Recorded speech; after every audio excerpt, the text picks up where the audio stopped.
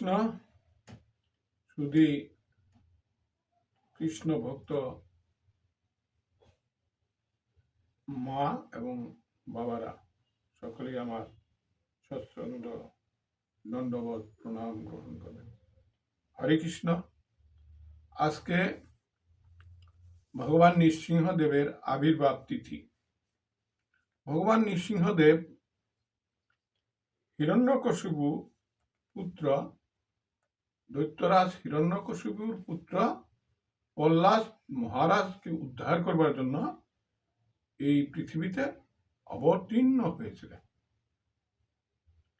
হিরণ্যকশিপু ছিলেন দৈত্য এবং অসুরদের রাজা। তিনি কাউকেই ধর্মের পথে যেতে দিতেন না। কিন্তু অসুর বংশে ভগবান কি করলেন? প্রহ্লাদ মহারাজকে জন্ম দিলেন। প্রহ্লাদ মহারাজ অসুর বংশে জন্মগ্রহণ করেও ভগবানের শ্রীপাদ পদ্ম এবং ভগবানের কৃপা পাবার আশায় সে সর্বদা ভগবানকে স্মরণ করতে ছিলেন। কিন্তু এমতো অবস্থায় হিরণ্যকশিপু তার পুত্রকে এই ভগবানের প্রতি আসক্ত দেখে সে খুব ক্রোধান্বিত হলেন এবং প্রহ্লাদকে মারার জন্য তিনি ফন্দি অবতরণ করলেন। তখন প্রহ্লাদকে সে অগ্নিতে নিক্ষেপ করলেন, কিন্তু ভগবান সেই অগ্নিতেও প্রহ্লাদকে রক্ষা করলেন।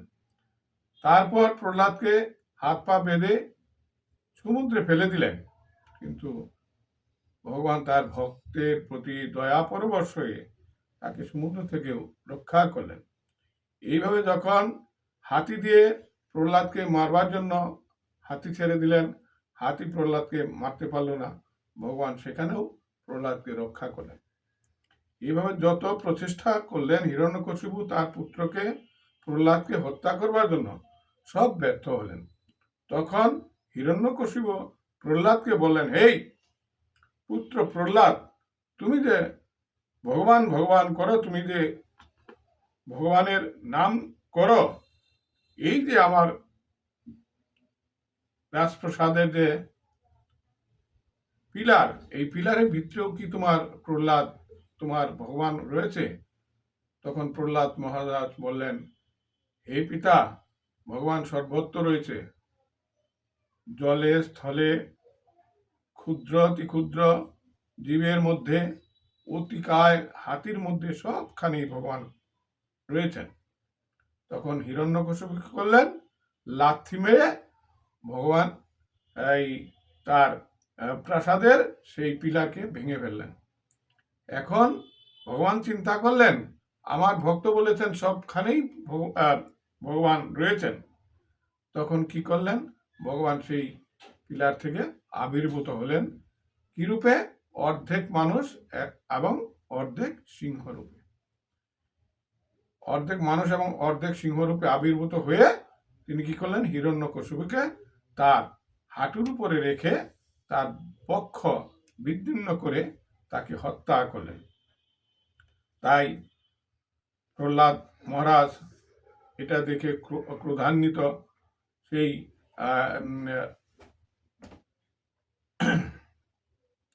ক্রোধান্বিত নৃসিংহদেবকে দেখে প্রহ্লাদ মহারাজ ভয়ে ভীত হলেন।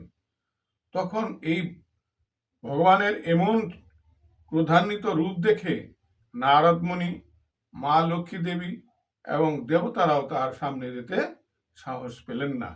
তখন কি করলেন? তারা বললেন, প্রহ্লাদ, তুমি যে তোমার ডাকেই যেহেতু ভগবান এইখানে আবির্ভূত হয়েছে, তুমি ভগবানের ক্রোধকে নিবারণ করো। তখন প্রহ্লাদ কি করলেন? ভগবানের সামনে গিয়ে করজোরে মিনতি করে দণ্ডবোধ প্রণাম করলেন। হে ভগবান, আপনি ক্রোধ থেকে নিরত হন, আপনি শান্ত হন, আপনি আমাকে কৃপা করুন, আমি যেন আপনার চরণ প্রাপ্ত হয়ে আপনার চরণে আশ্রয় নিয়ে যেন আমি বৈকুণ্ঠ ধাম প্রাপ্ত হতে পারি। হে ভগবান, আমি তপ জপ নিয়ম আচার বিচার কিছুই জানি না। মুনি ঋষিরা অনেক তপ তপ অনেক কিছুই জানে, জ্ঞানী ব্যক্তিরা অনেক কিছুই জানে, শুধু আমি আপনাকে ভক্তি এবং শ্রদ্ধা সহকারে আপনার স্মরণ নেই।